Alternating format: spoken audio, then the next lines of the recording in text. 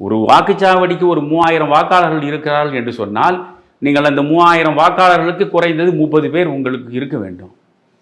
அப்போ 100 பேரை அந்த 30 பேரில் ஒவ்வொருவன் பொறுப்பேற்க வேண்டும். அந்த 100 பேருக்கு உண்டான பிரச்சனைகள் என்ன, அந்த 100 பேருடைய வாக்குகளை எப்படி கொண்டு வந்து வாக்குச்சாவடியில் இறக்குவது, இதை தனித்தனியாக ஒவ்வொரு செய்ய வேண்டும். இப்படி எவ்வளவோ வேலைகள் இருக்கின்றன. எல்லாவற்றையும் விட்டு விட்டு மிகப்பெரிய நடிகர், அவருக்கென்று மகத்தான ஆதரவு வட்டம் இருக்கிறது, ரசிகர்கள் இருக்கிறார்கள், அப்படியே வாக்குகள் தானாகவே வந்து குவிந்துவிடும் என்று நினைத்தால் குவியலாம், குவியதற்கு வாய்ப்பு இருக்கலாம். ஆனால் அந்த வாய்ப்பை எளிதாக நீங்கள் பெறுவதற்கு திமுக விட்டு விட்டு வேடிக்கை பார்க்காது. அதனால் விஜய் யோசிக்க வேண்டியது, யோசித்து கொண்டே இருந்தால் யோசித்து கொண்டே இருக்க வேண்டியதுதான். விரைவாக யோசித்து விரைவாக செயற்படுத்தி விரைவாக களத்தில் வந்து மக்களை சந்தித்து அடுத்தடுத்த கட்டங்களாக